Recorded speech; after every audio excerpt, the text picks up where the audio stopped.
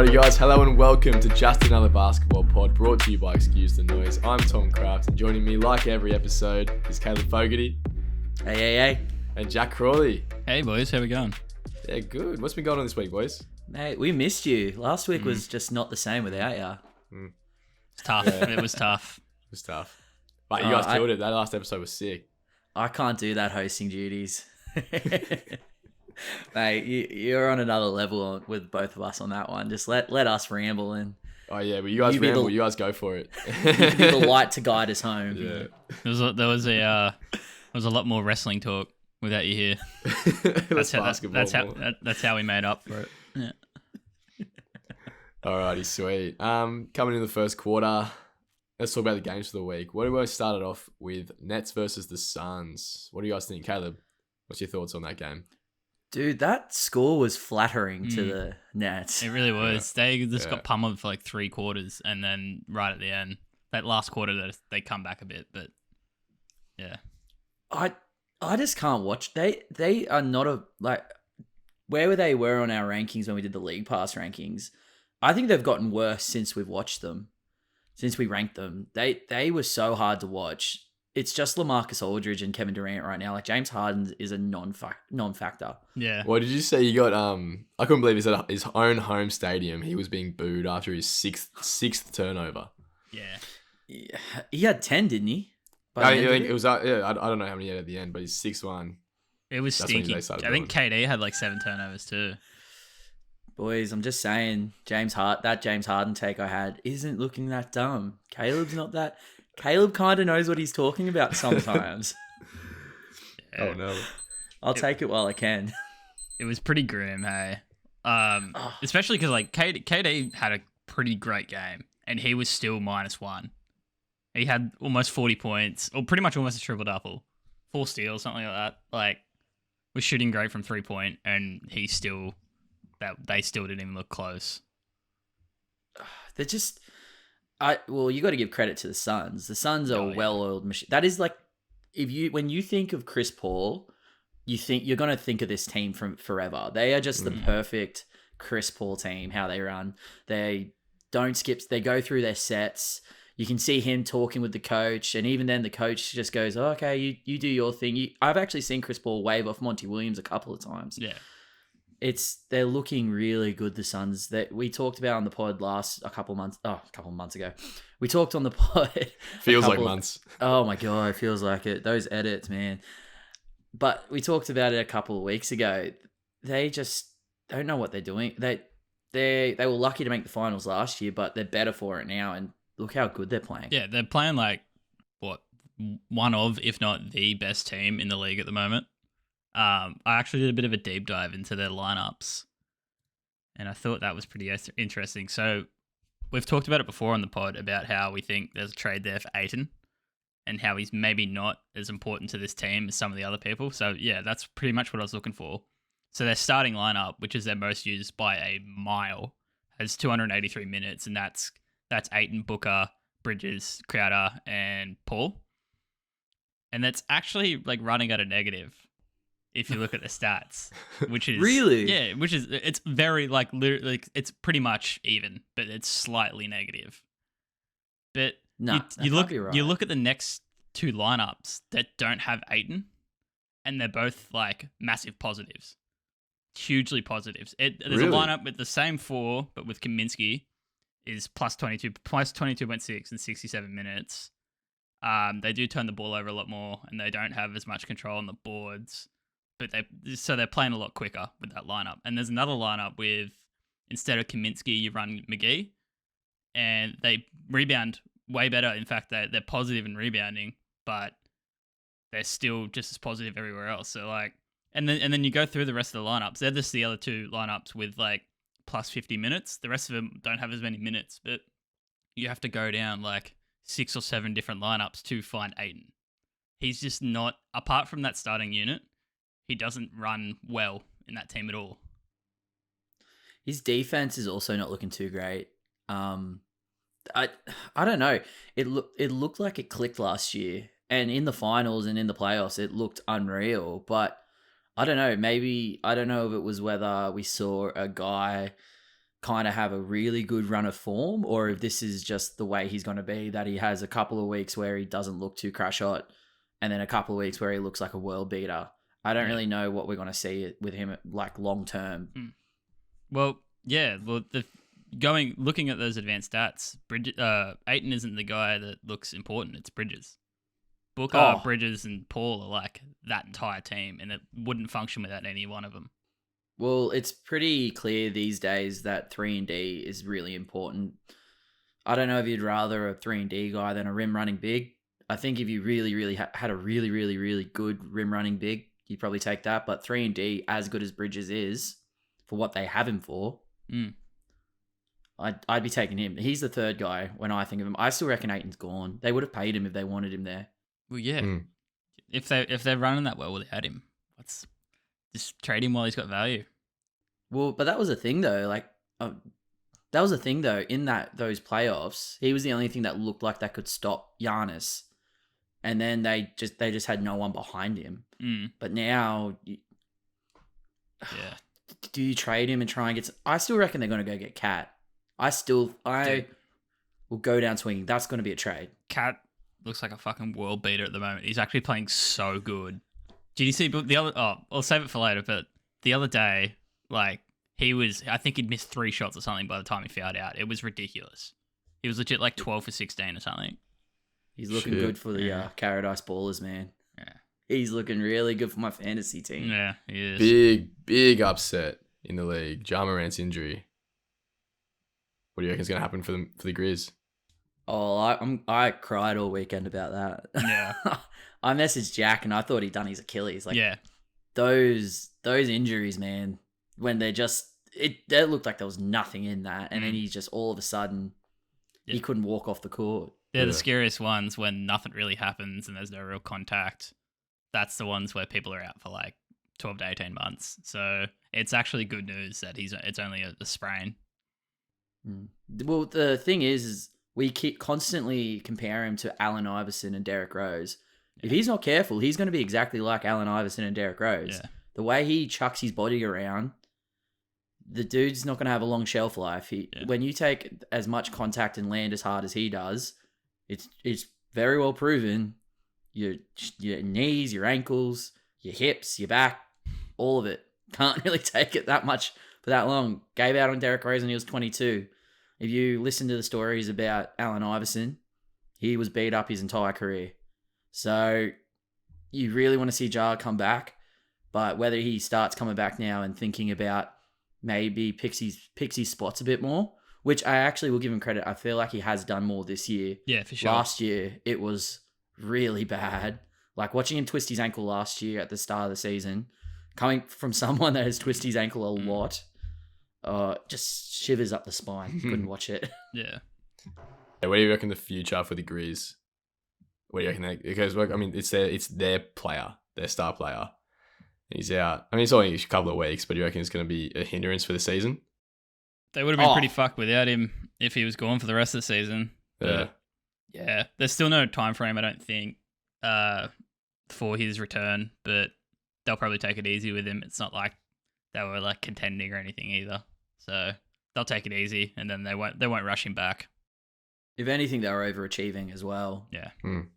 So you got Steven Adams there, which doesn't really help with clearing the lanes and bodies. So I don't know how long Steven Adams. I still don't really know why they traded Steven Adams for Jonas in the first place. That was a bit of a weird trade. As much as I love Steven Adams, big fan of the pod, as we know, our New Zealand brother. But yeah, I didn't get that trade when it happened. Desmond Bane though, he's so good. Desmond Bane can shoot the shit out of the ball. He can. Yeah. Look, yeah, it's not like the supporting cast at the Grizzlies is bad at all, but Jar's the engine that makes that train run, and they're going to miss him a lot. Big time. Did they win today? Yeah. They versed the Kings, but that doesn't count. Fucking hell. How mad it is that bad. I think it's fair to say, Hobo Johnson, you're wrong. It's not that bad. It really is that bad. They suck. Kings are like almost my loser for this week. Oh, dude. Almost. Yeah, almost. Someone. Yeah, I think there's someone else.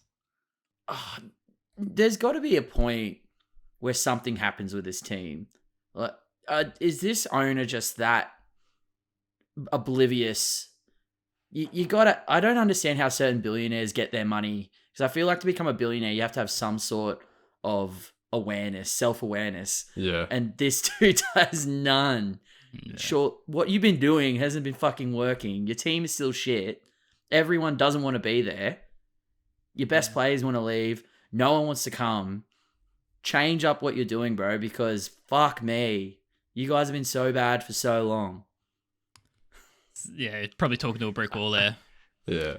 I know he's listening at home right now. He's got just another basketball pod on repeat all the time. Yeah, of course. Coming to the back end of the first quarter, we are gonna do winners and losers of the week. Caleb, you're up first. 24 seconds is on the clock.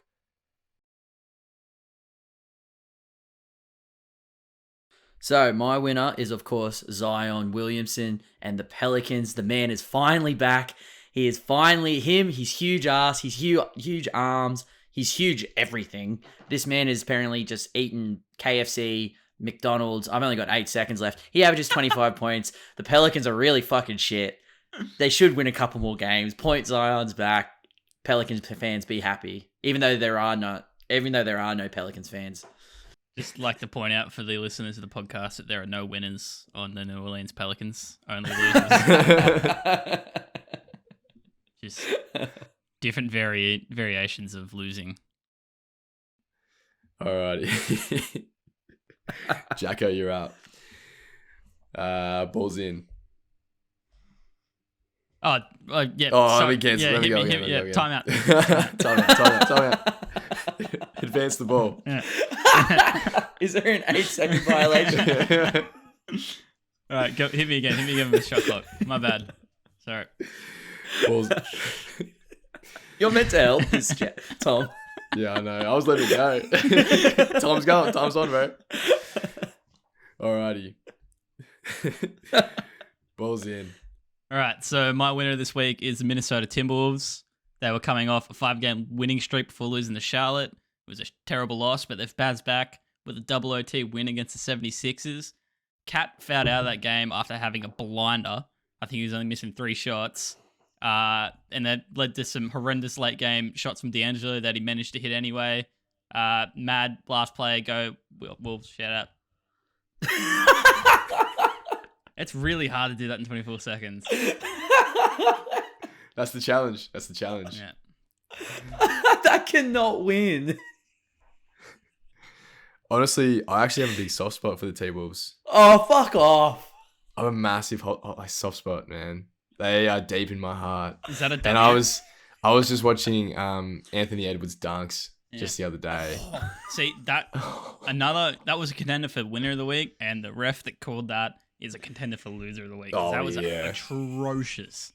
I cannot believe that was grim. That was the best dunk I've seen in probably. That's a story for another day. Like the best dunks of the last decade, but that was probably number one. That's the fucking unreal.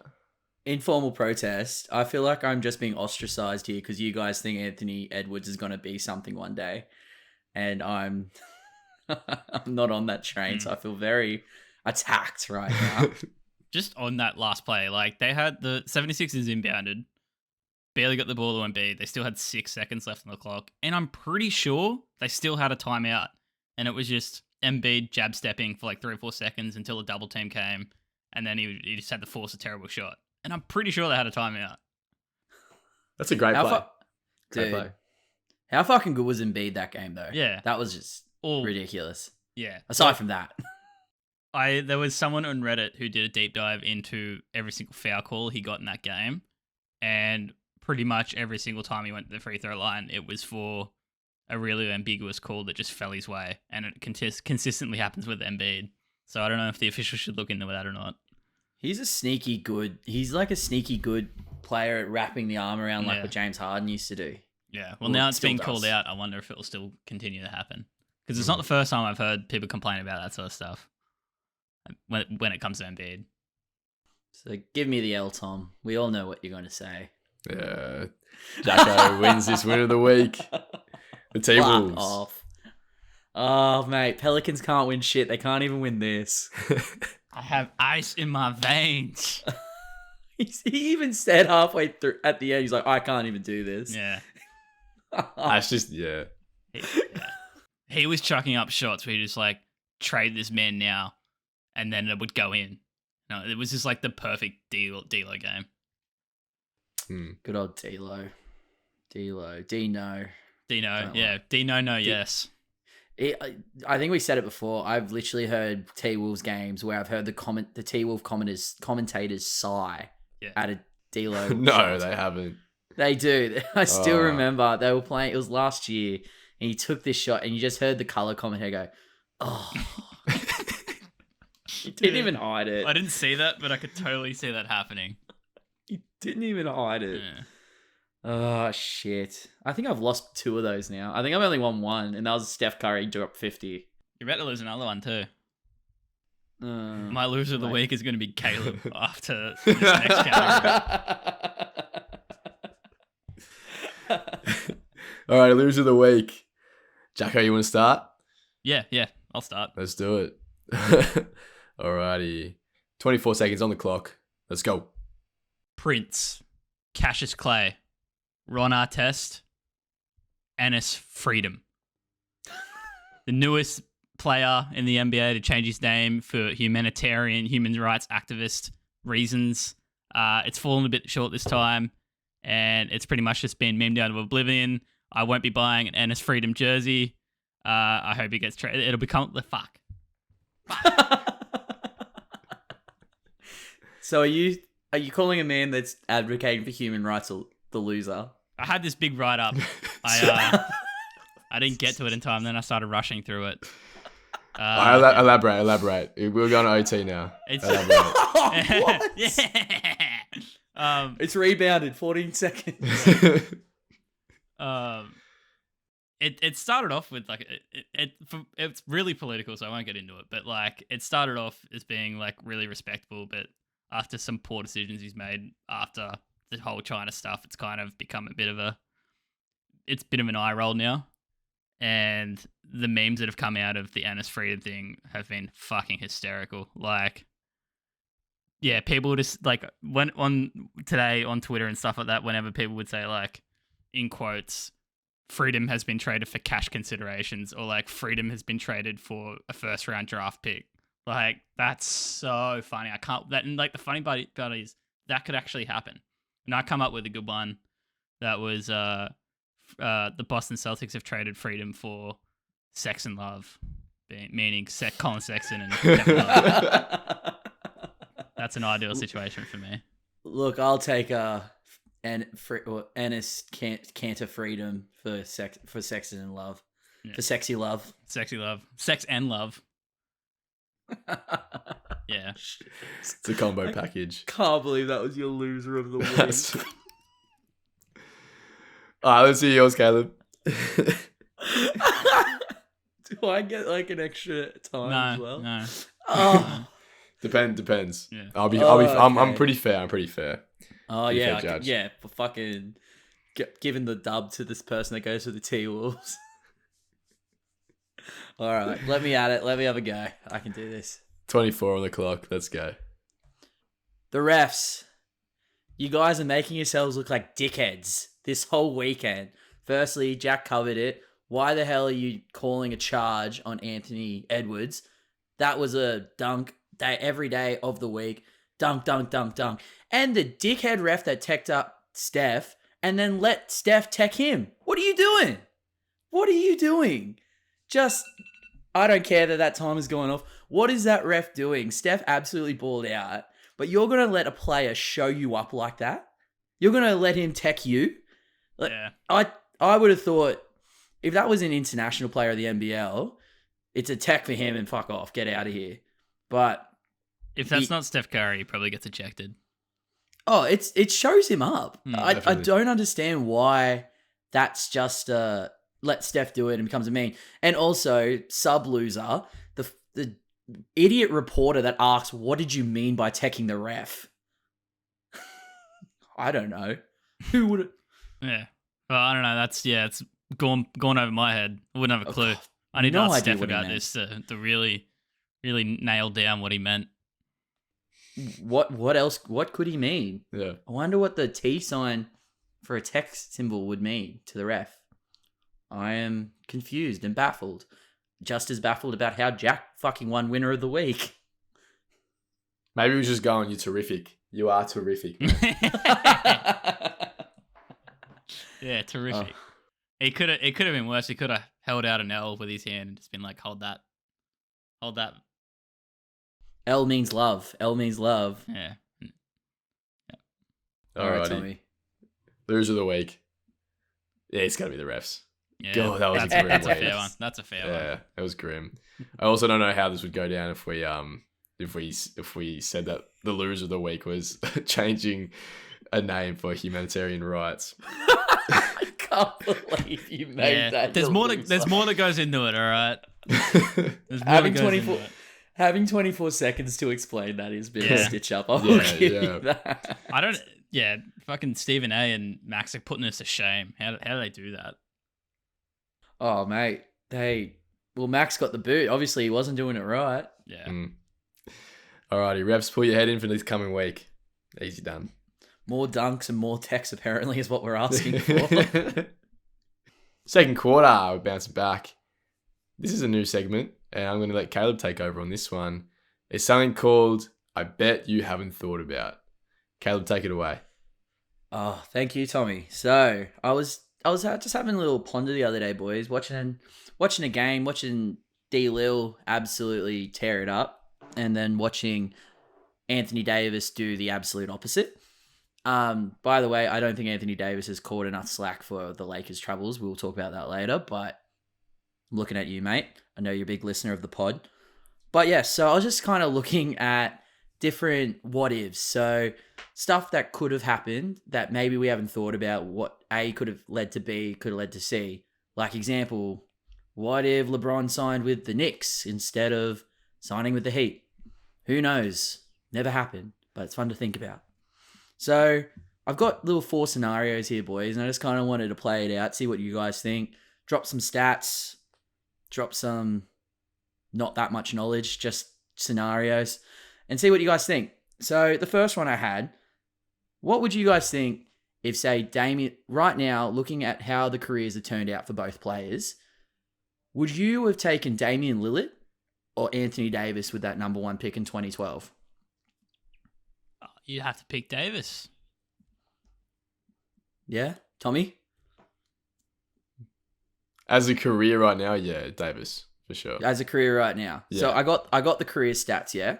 So, as I'm saying, this is not me going, Lillard should have been picked. It's just a fun exercise to think about. So, Davis's career stats is career average is 23.9 points per game, 10 rebounds, 2 blocks, 1 steal, 2 assists, 1 championship to 4 playoff appearances. He's only been in the playoffs 4 times for almost 10 years. He's been in the first round twice, second round once, and the championship. He's an 8-time All-Star with an MVP, 4 first-team All-NBA, 2 All-Defense, 2 second All-Defense. And he's also only played 20,000 minutes. It sounds like a lot, but when you compare that to Damian Lillard with his 25,462 minutes, that's an extra 5,500 minutes. Career average of 24.6, 4.2 rebounds, 6.7 assists, 1 steal, 0.3 blocks. Yes, no championships, but he's had 8 playoff appearances, 5 in the first round, 2 in the second round, 1 Western Conference, 6-time All-Star, and if you guys remember correctly, he got snubbed probably 2 or 3 years as well. 1 All-NBA first team, which I think is a bit of a travesty that he's only made 1 NBA All-First team. Yeah. 4 All-NBA second teams, 1 All-NBA third team, and he was the Rookie of the Year that year. I thought it was, though he doesn't have the championship, I don't think he's had that much worse of a career than Davis. But just say the scenario where Lillard, if this was to happen and Lillard went first, that would mean Davis would go to Charlotte. I tell you what, a Pete Kemba and Anthony Davis combo would be pretty tasty. That would have been good. No, neither of them had any help at all for the first few years in the league, so Yeah, man. I think that wouldn't be bad at all. And then you got Lillard going to the Pelicans. Would Lillard even have been Damian Lillard? Because if you think about Portland, he's had no help as well. He's been, like, CJ McCollum's a good player, but he's not an all-star yet. Yeah, he's never been an all-star. Could have had Austin Rivers instead. That would have been fucking... Oh, mate, I'm sure he'd love Austin Rivers, but then he would have had... Who else is Davis? Rajon... they wouldn't have had Rajon Rondo if he was there. Who was there when... That would have been like... That's my point. Gordon. That's my point. No, Eric Gordon. He would have played with Eric Gordon, Drew Holiday. Yeah. And Etwan Moore. Yeah. These are not the Eric Gordon and Drew Holiday that exist now.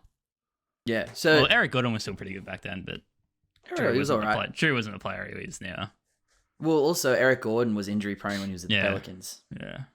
So I don't know. I don't think it's as crazy. And then when you look at the points, Davis has scored 13,948 to Lillard's 17,233 points. Yeah.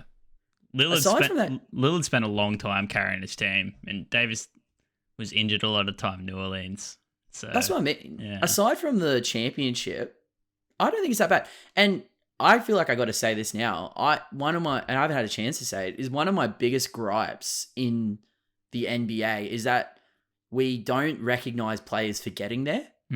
Like the most annoying thing is that people go when like the ridiculous Jordan versus James LeBron argument comes up is that they go, oh, he's got 6 titles to LeBron's 4, but LeBron made it there. Why is it such an L for losing in the finals? Yeah. He made it to the finals. Dude, Lillard used to get clowned for that fucking when they made the Western Conference Finals and got swept by Golden State.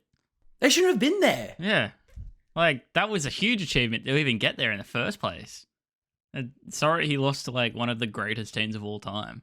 It is ridiculous that players are ostracized for that. I've used ostracized twice, guys, in this conversation. How fucking good is that? But Caleb's pulled out the thesaurus. I've got to sit in the cupboard right here. But LeBron, not to make it a Jordan LeBron debate, but why do we feel the need to bring up championships to making there? Like, if you look at Jordan, Jordan never lost a finals because he didn't make it again. LeBron has lost finals because he's made so many. Yeah. And doesn't stop it anytime soon. No, that's what I mean. Well, this year, maybe Russell not this Westbrook's, year, but LeBron, you would count him in for a finals appearance pretty much any year until like it's obvious that he's up against the wall. Till he drops, and then in 2 years' time, I tell you what, he'll be back in Cleveland, and Mobley will be helping him get to the finals. Yeah, Heard it here first. All right, so what do you guys think? Would you still take Davis over Lillard, or is that those little stats change your tune a bit? Yeah, it's tough. You'd still probably go Davis just because what Lillard lacks is that ability to just completely dominate a game on both ends. And Davis could do that. He might not do it. He might be injured more. He might not have like the personal stats that Lillard can have or is showing here. But yeah, if you can get him remotely healthy, you want Davis because he just provides something that pretty much no one else provides in the league. Yeah, I also think as from the point of view of a coach who's thinking of drafting, you compare the two players. I think Anthony Davis would fit into a lot more sort of team structures and rosters compared to Dame. I think Dame you got to build around, and you can still build around Anthony Davis, but he can also and in the Lakers he's slotted in with a lot of other big sort of players with LeBron and Russ. I think he's just a bit more versatile than Dame is. Pardon me. Than Dame is. Oh God. Than Dame is. Yeah. I just think that he's a lot more versatile. So I think if I'm drafting someone, I'm either going to be a shit team like Portland. Well, no, I don't think he drafts, but a shit team, and I would pick someone like Dame. Or if I was a big sort of franchise, I'd get someone who can fit in really easily. Yeah. There aren't many people you'd pick over Lillard, but Davis you'd have to just go based on potential.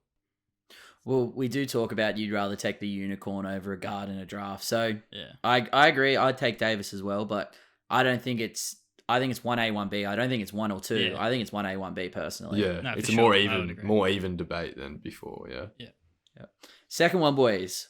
Would Derrick Rose have won another MVP if he was healthy? Everyone's really thinking about that one. I'm a yes.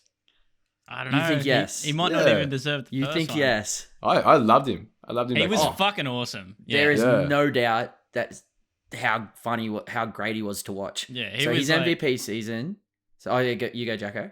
I was gonna say he was so fucking good, and he was like an unreal 2K player. Oh, he was so good in 2K. Just set a pick and let him run around the pick and you're dunking it straight away. So his MVP season, it was 25 points, 7.7 assists, 4.1 rebounds. But his field goals were 44.5 and his 3-point was 33.2. And he had the lowest win shares for any MVP since Steve Nash in 2006. Yeah, right. So, and I think there is enough being said that it should have either probably been LeBron or Dwight Howard that got the MVP that year as well. Yeah, there was already a contentious decision to even give it to him in the first place. That's one that's still debated to this day. Well, Zach Lowe, I remember he actually said that he voted for Dwight Howard that year. Yeah. And I'm pretty sure Bill Simmons said he voted for LeBron. Yeah. But LeBron was never going to get it because of what happened with the like Cavs. So, yeah. And so I was comparing. So the only stats I could find comparable from all the other, because all the other MVPs since Derrick Rose's MVP has just blown him out of the water statistically. Like, he's not even close. So the other one that I found was Steph's first MVP. So he had 23.8 points, 7.7 assists, 4.3 rebounds, but he shot 48.7 from the field and 44.3% from 3. And he had 15.7 win shares, and he had one of the highest PERs for an MVP during that time. So I guess it's really hard because Derrick Rose, when you look at his stats before the injury, he was only 21 points per game on 46% from the field and 28% from 3. He was really good, but he was really young. I don't know if he would have gotten another MVP. Yeah. It might have been tough, especially when you look at the people who won him the years after. I don't know. That's one of the great NBA what ifs. What if Derek never did his knee and the Bulls were good for a few more years? Because they were a great team, man. So you go, Tom. I was going to say that was also a massive transition just for the league in general, coming out of the thousands, coming into the teens. And I think Derrick Rose was at the forefront of that. I think that if I think it was, in my eyes, it's 50-50. He could have gone one way and got one MVP and then sort of become this par player. You know what I mean? Like, he's still a great player, but he never really, he never really advanced his skill or anything like that. Peaked early. Yeah, he peaked early, right? Or he kept developing and working hard. I think if he stayed healthy and kept that mindset, I think he has the potential to win another MVP. Yeah, but sure. Guaranteed? Nah, not guaranteed. Yeah. All right. Well, I'll give you a list of MVPs and tell me if you reckon he would have, as I said, this is just completely hypothetical, and it is exactly what you just said there, Tom. There is 2 ways it could have happened: is that he got it and couldn't keep up with the league and plateaued, or he adjusted. And by the sound of it, he was a very hard worker before the injury, so there was just as good a chance he progresses. So does he take LeBron's MVP in 2012 in the lockout shortened season? I don't see that happening. Does he take the LeBron after that? Probably not. Kevin Durant's first one? Nah. No, not Kevin Durant's first one. Can't take that speech away. yes, shout out. Steph Curry, the first one, I reckon he could possibly. I think James Harden was probably close to get that one. Wasn't going to take away the unanimous MVP from Curry in 2016. Russell Westbrook triple-double. Unless he did triple-double. I don't think anyone's going to take Russell Westbrook's triple-double year away. That's the one that you look back on, you're like, fuck, did he really deserve the MVP? Yeah, so that would be my one for most debated one, I think.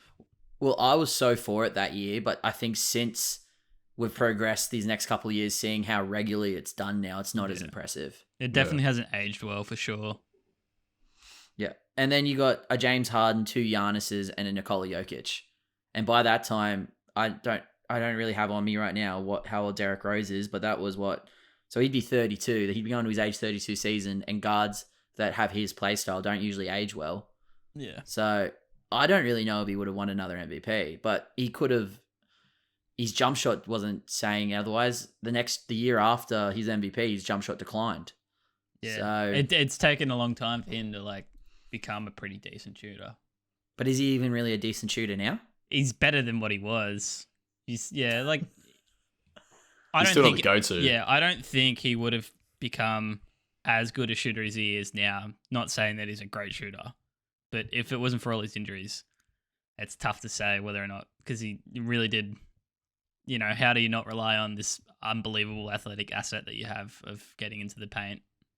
Yeah. Well, okay. Another question. Do you think he would have been part of the top 5 point guards? Because you got, correct me if I'm wrong, I reckon the top 5 point guards of the decade is Curry, in no particular order, Curry, Westbrook, Lillard, Paul, and Harden. Do you see him usurping any of those 5? It's really tough. He was so good. I think he could have been. Really yeah, good. if he didn't have the fuck knees, he probably would have been. It's tough. Yeah. He would have been top 5. Yeah, he definitely would have been top 5. Yeah, I reckon he'd be top 5. I reckon he'd be in that list. Whether he gets another MVP, though, I don't see that happening.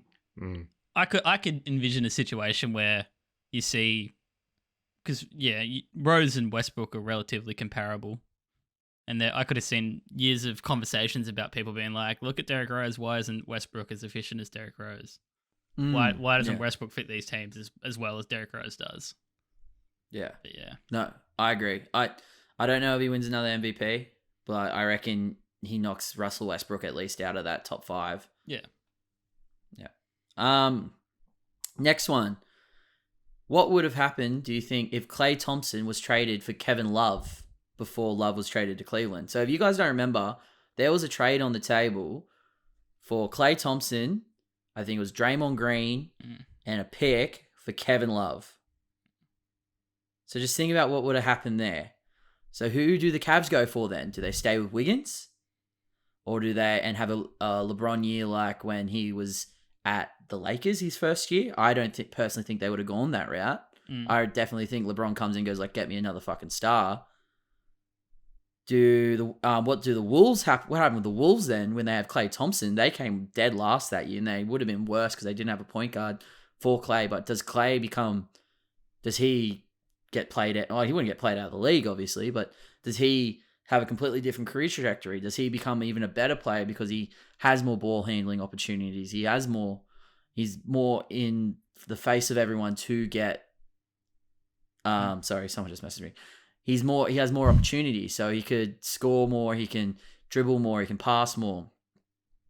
And then Draymond's not Draymond. He's probably in Minnesota with Klay. Yeah, Draymond would never got that opportunity to start. Yeah, well, he was lucky to have that opportunity to start with Golden State because the only reason he got picked was because David Lee did his hip. Yeah.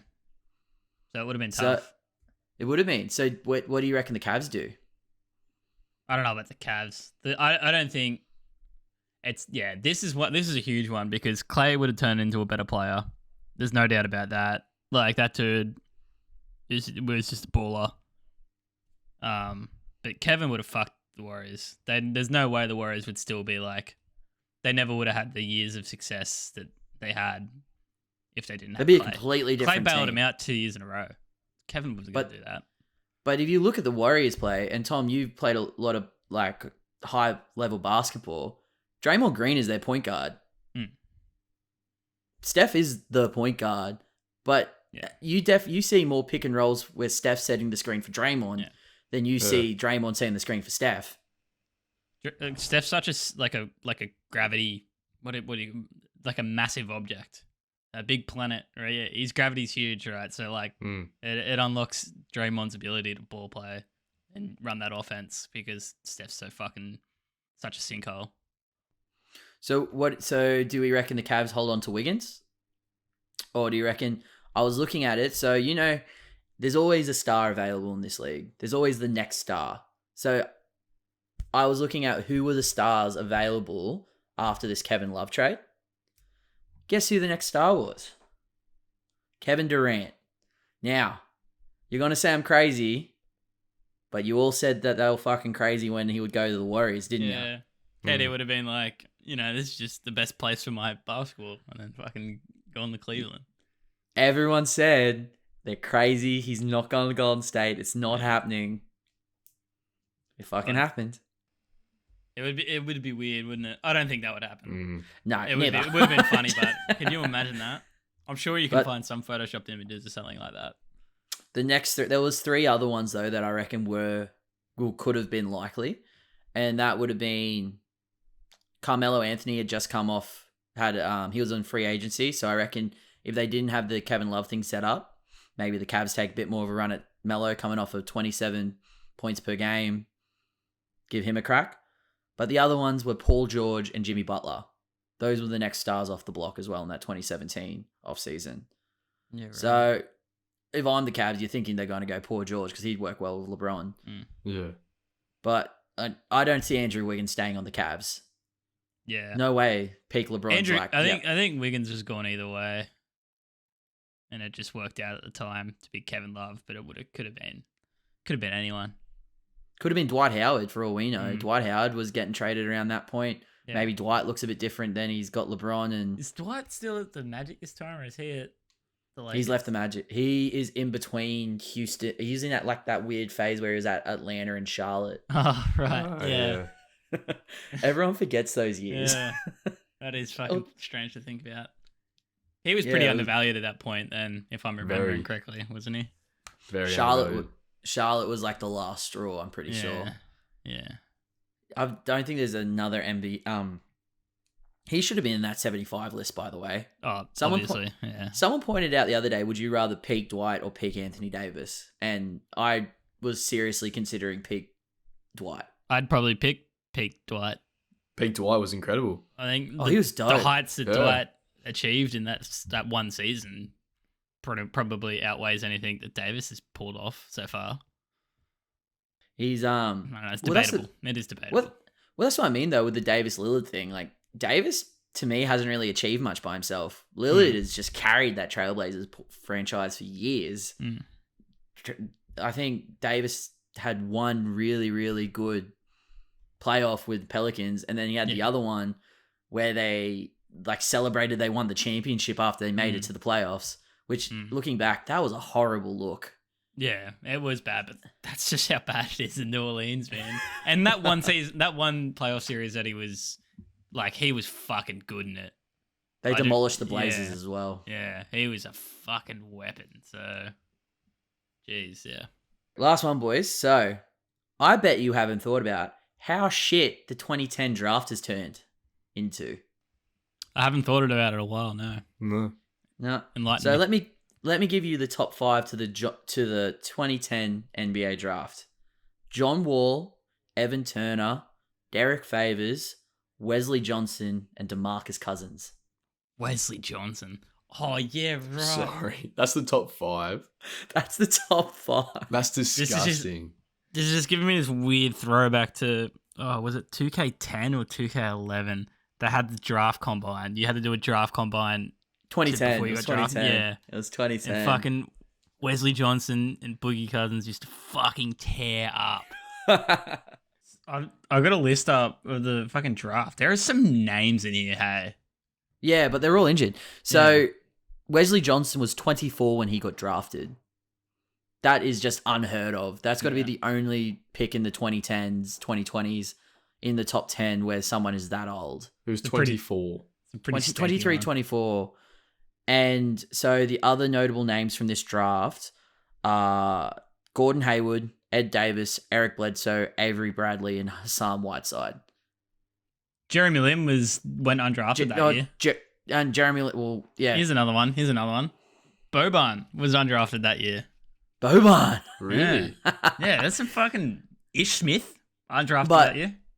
Think of it though. So John Wall and DeMarcus Cousins, we say this 5 years ago, and we talk about the 2010 draft 5 years ago, we're probably talking about it in a completely different light. We're probably saying this is a pretty damn good draft. Yeah. But the thing is though, when you compare it to 2009 to 2011, it makes it look even worse. Yeah. So 2009 was Blake Griffin, James Harden, Ricky Rubio, Steph Curry, DeMar DeRozan, Drew Holiday, Jeff Teague, Pat Bev, Denny Green, and Patty Mills, all still in the league. All still killing it. They're still killing it, yeah. Tyreek Evans won it, Rookie of the Year that year, and probably would be in the league if he didn't really like weed. So then you look at the 2011 draft, which as a Cavs fan, I distinctly remember as it being originally being told it was a really weak, shitty draft, but it's instead turned into one of the best drafts ever. Yeah. I never realized how good this 2011 draft was. You got Kyrie Irving, Enes Kanter, Tristan Thompson, Jonas Valanciunas, Bismack Biyombo, Kemba Walker, Klay Thompson, Alec Burks, the Morris Twins, Kawhi Leonard, Nikola Vucevic, Tobias Harris, Reggie Jackson, Corey Joseph, Jimmy Butler, and that number 60 Isaiah Thomas. Yeah, fucking hell. That's huge. Yeah, this draft is shithouse. Like, those out of the top 10 players, there's only 2 good players. And Paul George is the only All-Star player from that 2010 draft that's still there. Yeah. Gordon Hayward's not All-Star level anymore. Yeah, poor guy. John Wall and DeMarcus Cousins aren't. Greg Monroe. Greg Monroe. Dude, I was looking at draft day trades. They loved the Greg Monroe pick. Yeah. Bleacher Report fucking loved it. They literally wrote he'll be a multi-time All-Star. Is what they wrote in the draft day trade. Did. Great. Oh, yeah. God. Derek Favors. They were coming. Wasn't like I didn't keep up with college much back then because I was fucking 13 or something. But yeah, Boogie Cousins was like, wasn't he on some huge college team? He was on Kentucky. Him and John Wall are on Kentucky together. Yeah. And DeMarcus Cousins should have gone. Well, DeMarcus Cousins, if he gets picked 4th, that's a front court of Kevin Love and DeMarcus Cousins. That would have been so good with Ricky Rubio. It'd be interesting to listen to like someone who's been a huge draft guy for a long time, like revisit this draft and go in depth on it because, fucking Evan Turner and Derek Favors going 2 and 3. That's pretty weird. Well, the interesting thing to me though is if we did it like 3 years ago, we'd be saying it isn't that bad. It's just in the last year or two, it's just gone to shit. Yeah. It's only like revisionist 2 or 3 history. Good players still. Hassan Whiteside at 33. Yeah, it's not a great draft. Was it? Yeah, fucking old mate from Warriors, Bella. I can't pronounce his last name. Oh, Bielitsa. That's it. Yeah. What were you gonna say? Yeah, yeah. Lance Stevenson at 40. Yeah, Lance Stevenson. I tried to just name the people that are still in the league, but even then, you look at that, it doesn't look that great. No, that's a pretty bad draft. It's a dud draft. By the way, shout out to Isaiah Thomas who just hit the game winner that was today. fucking awesome. I tell you, he's one of my favorite players ever, probably number 2. So if you didn't see it, Isaiah Thomas hit the game-winning 3 for Team USA against Cuba in the one of the friendlies or fucking something like that. But he won it, which was great. Yeah, he got stitched up. He got stitched up. I don't know how you can be a Celtics fan and not say Isaiah Thomas got stitched up. He got stitched up, but yeah. Fuck, what a playoff performance that was. That's my favorite season ever. He was pretty dope, and it was pretty awesome to smash the Celtics 4-0.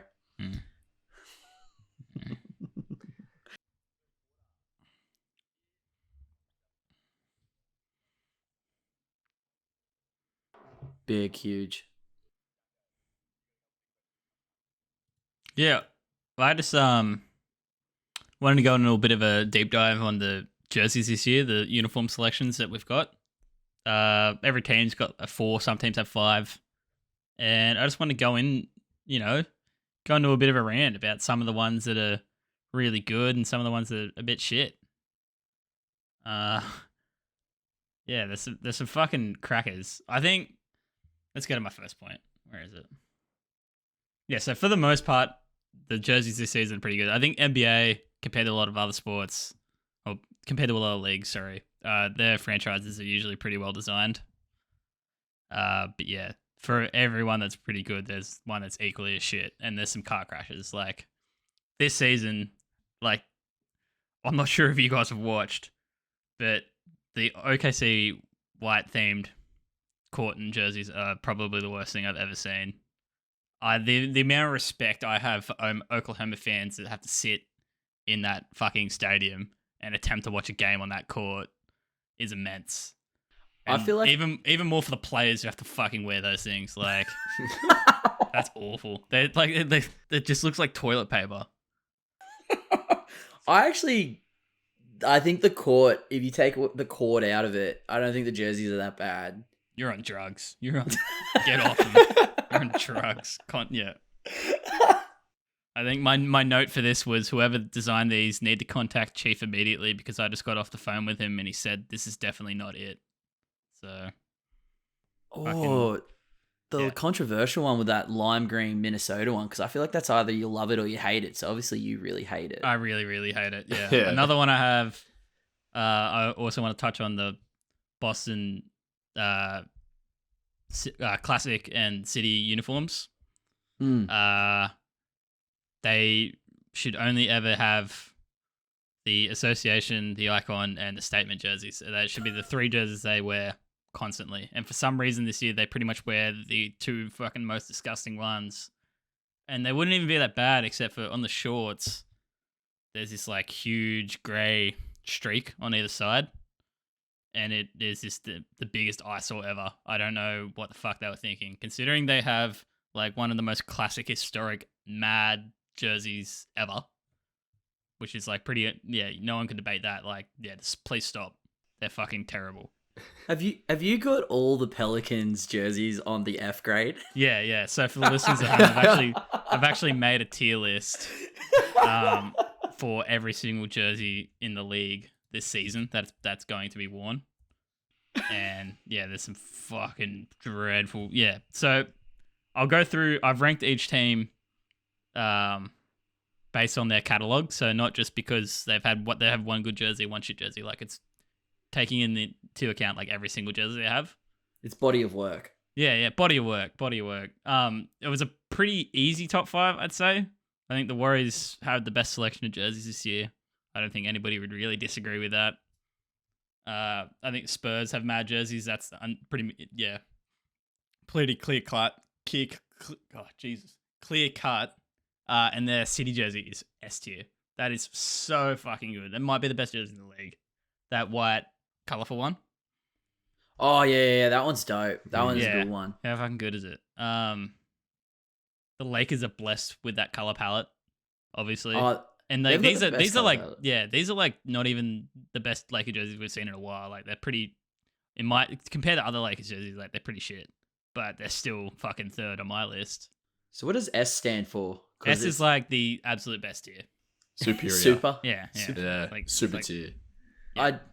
I'm gonna say now, I reckon it's a tie for the best jerseys. I reckon it's a tie between the Utah Jazz Sunrise. I fucking love those ones. Ooh. Yeah, that's and I like tier. The Valley Suns. I was literally gonna say they're my top 2.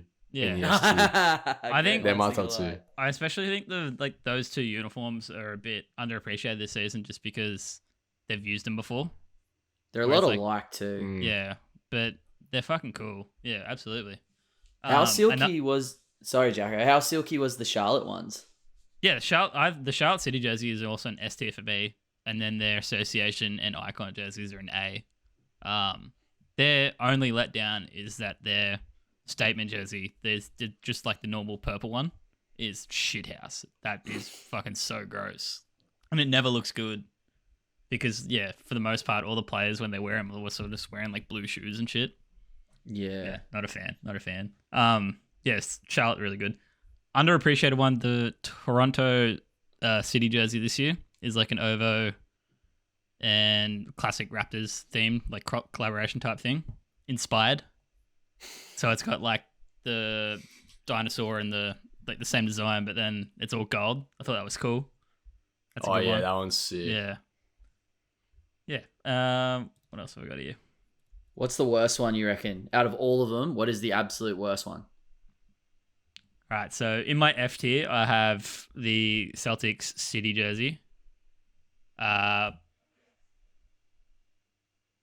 the normal Kings jersey, the statement Pistons one, fuck, that's pretty bad. Yeah, the I was about to Pistons say one is just, that's the worst one. Just grey and shit. I really don't like every single Pelicans jersey is an F tier. I was looking at that. Every single design is just sitting at F tier. And then there's and then the Kings of 3 in there as well. And then 2 of the Orlando jerseys are in there. Yeah, but you'd probably have to go New Orleans, but it's no secret on this podcast that New Orleans is fucking shit.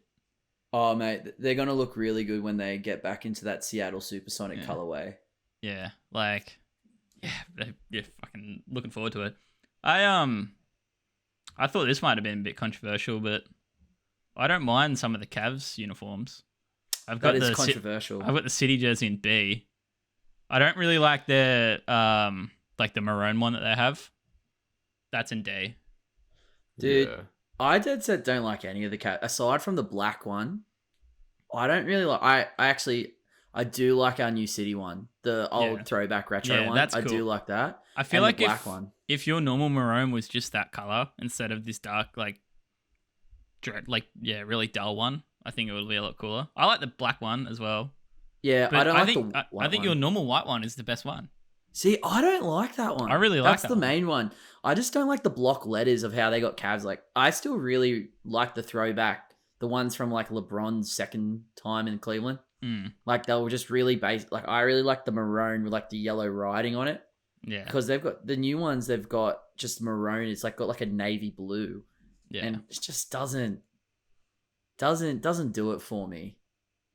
Yeah, I don't know. Who do you guys reckon? It's like two dark colors, and it kind of like you got to make it pop. Yeah, you got to make it pop. Who do you guys reckon out of all the teams has the best colorway? The ones that are like iconic. So the Celtics green and white, that's standard. Like that's a stock standard for an NBA thing, and it's complete. Like anybody worth their salt recognizes the Celtics jersey, and it's the same for Bulls. I think the Bulls traditional ones are great. The Spurs ones and the Lakers ones, I think. And I would say the Golden State jerseys are now in that category as well. I think you're sleeping on the black and white Brooklyn Nets as well. Yeah, see, I don't hate them by any means. I actually really like their grey one. And I don't usually like grey jerseys that much. But I just think they're Spurs light in terms of design. Yeah, I think there's some teams, like there's standout ones. So there's a couple of teams like Utah who haven't had the best sort of I don't fucking love Utah. They didn't really have the best color scheme, but I think they've really made it work with their design. Yeah. You know, so I think there's a couple of teams that are like that. Looking at probably just the Valley ones with the Suns. I think that Atlanta for some of their jerseys have really made that sort of little bit gross color scheme work. Here's a question for you. What do you guys think about the Wolves jerseys that aren't the green one? So like their traditional white and then blue one, and then they're also their city jersey, which is like the throwback Wolves tree one. I reckon when the team moves to Las Vegas, they'll have to pick some really nice new colors. I really hated the Wolves rebrand when they did it. Not that they were good, like there was a nice design beforehand, but I think it's grown on me in recent years. Apart from that green one, I think they've really cleaned it up. The Memphis Grizzlies ones, like just their entire catalog, I thought they were really boring. Yeah, it's hard because some teams, like I don't even think like Memphis, and then I think Dallas as well, because Dallas hasn't changed theirs in forever. Dallas is super mediocre. I like Memphis's like their old one from the 90s where it was like the pattern. Yeah, that's sick, but they're not wearing that this year. If that was in there, they'd be a lot higher. Also, they have last year. Am I thinking of Memphis? I think I am thinking of Memphis. Remember a couple of years ago they were wearing the old school red one? It was like 70s theme. That is that's like my favorite jersey ever. Why isn't that like a yearly rotation for them? I don't know. Makes too much. One of those things that probably makes a bit too much sense for that to happen. I definitely I don't think teams think enough about their like uniforms and their identity went, because I feel like if you have a strong uniform, you attract so many more fans. Yeah, do you think players actually sit there sometimes and go like, man, I'll look fucking ridiculous in that lime green Minnesota jersey? Yeah. Well, you look at the teams in DNF, man, and they're all the shit teams. Like all the teams that I didn't rate their jerseys. Your all Celtics are in there. Yeah, but the Celtics, they're not regular jerseys. They're just, but like, yeah, fucking OKC, Memphis, Kings, New Orleans. I don't really like the Pacers ones, but they're not. Yeah, like all these teams are, just like the bottom tier teams in the NBA and have been for some time. Who decided for Orlando to have the black and orange one? See, I don't hate that one as much as the others. Like every other uniform they have, I think is atrocious. I actually think that's an improvement, and that's saying a lot because it's not a good uniform. Who decided that? Yeah. Who's the most boring? Because I reckon the Wizards would probably be the most boring. Yeah, that's for the Wizards. I think they're just really, really. I've just never really fucked with that sort of their jerseys at all. I still think they're an improvement on like back in the day, like the early 2000s ones. I mean the Wizards one. Yeah, the Wizards one. That John Wall. When John Wall first came in, that sort of jersey, they were atrocious. So like, this is still an improvement, but I've never really liked them. What about the Pacers? I reckon they're just cheese sandwich. Yeah, the Pacers. Yeah. The Pacers do have a cheese sandwich. That Simple, bro. I think it's their city one this year, the full yellow one. That's pretty cool. I don't mind that one. But the rest of them suck. Who do you think? So looking at this right now, Dallas, the Blazers, I'm gonna say Toronto, and Orlando. Those four have pretty much kept the same stock standard jerseys, and we'll say like they're not even like, you can say Celtics have always looked like Celtics, but those are iconic, as you said. Yeah. Out of those four, who do you guys reckon needs to change it up? Oh, and I'll put the Sixers in there because the 76ers have had the same one for a while as well. I really like the Sixers ones. I think the three uniforms, like the association one, the icon one, and the statement one, are like fucking perfect. Yeah, I reckon they need someone else to spice it up though. Mm. I think Philly needs someone else. I do like their jerseys though. Their city jersey's really cool this year too. It's you'd have to look it up. It's pretty sick. Do you reckon they consulted Ben Simmons on what the design this year? Maybe Kendall. I don't know. Whoever Ben Simmons was slinging around that day, maybe. Isn't she with Ben? Hasn't she? Yeah, she's with Devin. She's with Devin now, but yeah. Yeah. Yeah, I don't know. Probably not. I don't really like the Toronto one. That because they changed it a couple of years ago, so the writing's like in a triangle. Yeah. Yeah, I got like that. But it's not like the ones that. Yeah, it's not like they were wearing nice ones beforehand. I just think they need a text change. There's too many towers. Does anyone know? Like, you look at Toronto, they've got a tower on theirs.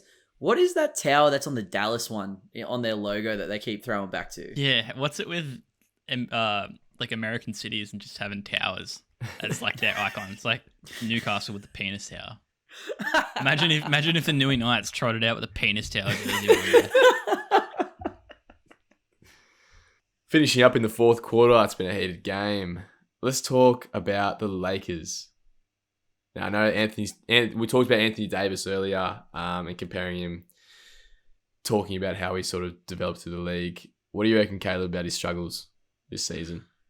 He hasn't copped anywhere near as much as shit as he should have. Everyone's been focused on how bad Russell Westbrook is, and no one's really noticed how bad he's been. So, credit to Basketball Forever. Anthony Davis is shooting the worst three-point clip in NBA history among players that have taken over 2 or more shots per game. He's shooting 16.7% from three-point land, and he's also the least efficient jump shooter in the NBA currently with 33.1%. Shit. Yeah, they kind of jump out at you, hey. Especially if you're not like routinely watching Lakers games.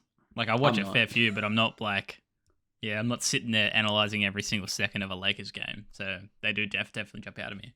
But it's because he has games like he did against who was it? The Knicks, maybe? Was it the Knicks? He just went nuclear in the fourth quarter. Who am I thinking of? Oh, was it Cleveland? Oh, no, it wasn't Cleveland. LeBron fucking toasted us.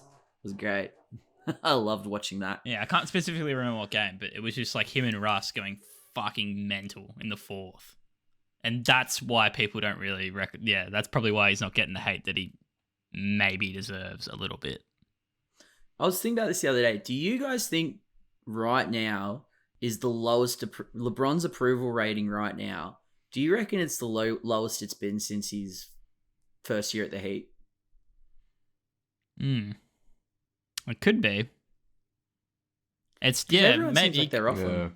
Yeah. Well, I think since then he's developed into le GM, where you kind of just are analyzing his roster decisions more than his play half the time. You know? Yeah. But in terms of like his on court villain antics lately, maybe. Because I understand that those Pacers fans said some pretty horrible stuff. But what the hell is all the crotch grabbing after he scores? Like, you don't like it? Well, win a couple of games by more than 10. They've only won one game by more than 10 points this year. And that game wasn't like completely over yet. They didn't smoke them. That was one of the weirdest celebrations I've ever seen. Oh. Yeah.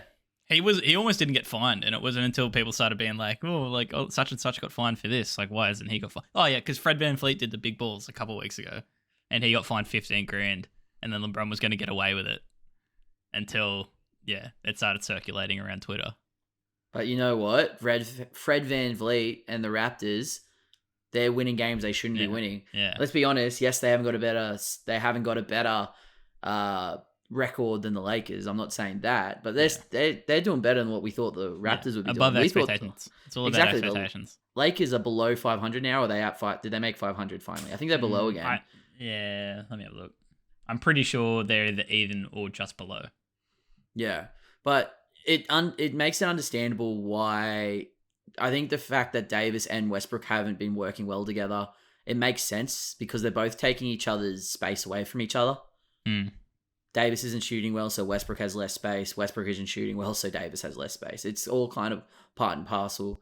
And when Carmelo Anthony and LeBron James are your best three-point shooters, that you're going to have problems. Yeah, like that roster's not built for the success of anybody at the moment, and it falls completely out of control if LeBron's not there, because he can make it work, but no one else can. Yeah, so that's up. Yeah, I think maybe his struggles got a little bit more to do with the roster than maybe himself. Did you see that his free throws are down heaps, and that's a massive thing, a massive indicator with older players that's when you start seeing some sort of regression. So it could be like a combination of regression and a combination of maybe finding it a bit more difficult to get fouled, like in this season. Yeah. Well, that's. I guess everyone's free throw rate's down. Someone actually put up a really good, made a really good point last. This bit off topic, but I wanted to get your guys' thoughts on it. Actually, someone made a really good point. You know how everyone's blaming the Wilson ball for the shooting? So they said from the last 2 years, the shooting is down a lot. Someone put up a really good point that maybe the shooting was really good because there was no fans in the arena. Yeah, I actually haven't thought about that. That's true, because I've heard a couple quotes of people being like when the fans aren't there to throw you off. Some people play better than, you're looking at them being like, it's like, who is this guy all of a sudden? Like, he doesn't usually play like this. I think that was a Jason Tatum quote. Well, look at Giannis's free throws. They were pretty average throughout the year, but they weren't as bad as they were in the playoffs. And exactly. What was happening in the playoffs? People were counting down. You take that away. You take that pressure away. Yeah, and you got the people yelling at you. You got the countdown. I just don't understand why Giannis spent so long at the free throw line. If I'm struggling as much as he is, I just want to shoot it and get it over and done with. I don't know why you want to sit there longer and think about it. But yeah, maybe that's it. Maybe that could be Russell Westbrook's. They always used to say how loud OKC was. Maybe that's there's Russell Westbrook's excuse now.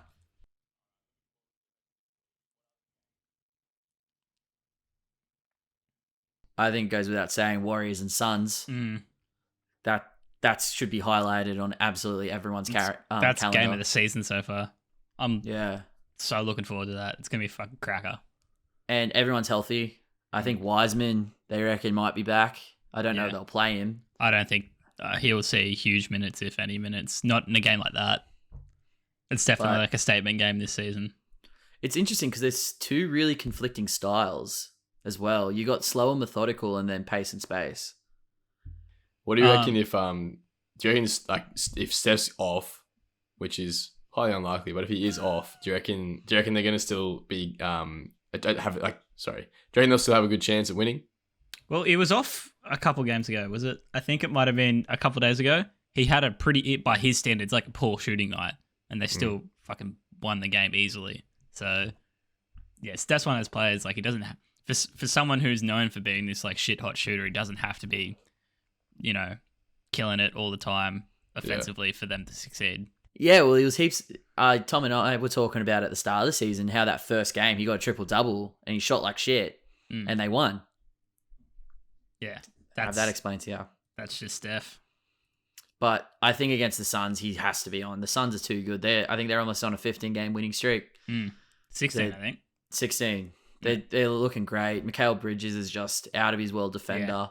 Yeah. That's going to be the test. Like, how well can that 4-man unit of Bridges, Booker, Paul, and was it Crowder? Crowder, yeah. How do they hit? That's kind of like the battle of these cool young units that we've got going on. How much better do you think they'd be with Cat in that lineup? Their offensive rating would be out of this fucking world. Yeah, they might be the best team in the league if that was the case. I don't know. Cat's, yeah. I'm changing my tune on Cat a bit. He's been pretty fucking good. He's great. Pretty fucking good. I think he's just in theory player.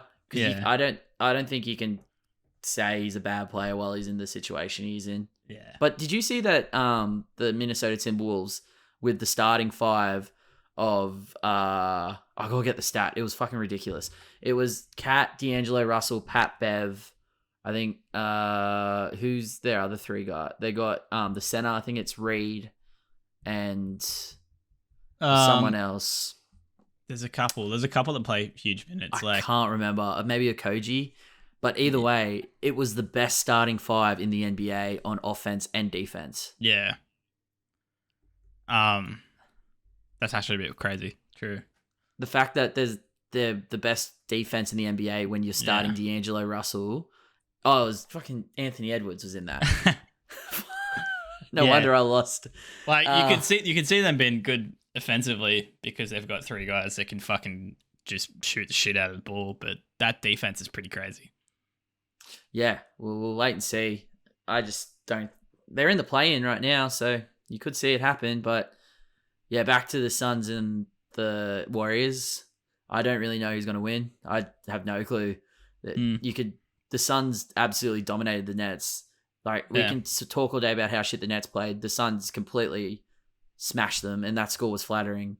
Like they weren't good at all, the Nets, and they were lucky that it was only I think it was like a 6-point loss by the end of it. Yeah, it was way more than a 6-point loss. Yeah, it could have easily been a blowout. Yeah, I don't know. I do think that the Warriors will like sort of rise to the occasion, whatever team they're playing against, in a way. Yeah. I think it's gonna be fucking. It's very hard to predict, and it's pretty even at the moment. And it honestly just depends on whether or not Steph's gonna go completely nuclear or not. I think that's the deciding factor. I think if he just has like, by his standards, an average game, it'll be pretty close, and I think Phoenix could probably pull it out. But if he's on, like, there's just no stopping him. He loves cooking Chris Paul. Like, he loves it. Yeah, there's still a bit of that old Clippers Warriors rivalry with CP3 and Steph. Yeah. But it'll be interesting because I guess the Warriors are kind of where the Suns were last year with all the young guys and trying to get them all acclimated and get some winning tendencies. Just want to say as well, as fun as Kuminga's been for the Warriors, they should have taken Franz Wagner. He is so good. Yeah, and he would have been a perfect fit for him too. He is I don't know why they didn't. If you're looking to win this season, Franz Wagner would have been the perfect choice. He can defend, he's long, he can shoot. His jump shot is beautiful. He was really, really good to watch. The Cavs smoked him, but I nearly made it through a whole pod, boys, without bringing up the Cavs. But yeah, they Franz Wagner, he's got me a bit excited. I was looking at him. I was looking at his rookie cards. I was like, this guy could be half decent, I reckon. Speaking of rookie cards, did you make a purchase at all? Very close, very close to diving in and getting that rookie Evan Mobley Panini instant card. Didn't end up doing it, unfortunately. I think I was getting swindled, if I'm honest. No. Luckily, I looked into it a bit more. I was like, oh, that's a bit expensive for what it was. And apparently with the instant cards, they're very much they take it from a game. So the card literally just said Mobley gets past the Clippers. It wasn't like Mobley gets career high as a rookie or anything like that. Yeah, right. So I was, don't know about that one. So maybe you should look into the NBA NFTs instead. Start buying some NFTs. Might have to go look in that. Might have to figure out what the fuck that is first. My game of the week is Bulls Knicks. That's on our Friday. So NBA Thursday. That'll be a good one. Because in the next few days there's some pretty shit games. It's a lot of good teams beating down a lot of bad teams. And that's kind of like the only other standout in a way. The Bulls are just as you and I start getting on the bandwagon, Jacko. Yeah. That fall happened. Yeah, they're starting to hit a slide, and the upcoming games are not very generous. They're playing some pretty good teams. I think this might be where they start coming back down to earth.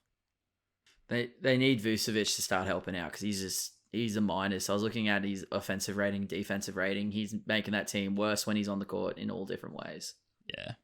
I think the Bulls are going to start struggling. I think they're in for a tough week and a half. But if I don't know, maybe they don't have said that they'll fucking win most of the games. Who have they got coming up? I'm trying to get up the schedule now. I was looking at it today. All right, so they've got Charlotte, and then the Knicks, and then Brooklyn, and then Denver, and then Cleveland, and then Miami. But that's not for a while. Well, that Cleveland's an instant L. They're not going to win that. Mobley's back. So, I think there's a good chance that they could lose all of them. They'll probably beat the Knicks, maybe. They could beat the Knicks and Charlotte, but I think they lose against the other three. Well, they lost to the Pacers, the Rockets, and someone else by a fair bit as well. They weren't just little losses either. They were big losses. Yeah, they had a tough one today against Miami. Oh, yeah, they just lost to Miami today, I saw. We'll wait and see what happens because we were so off them, and then now they're looking all good, and we're like, oh, they've got us. We're on the hype train, and should have stuck with our guns on that one, I think. Just one more week. If we held out one more week, we would look like geniuses. I still think we do. Yeah.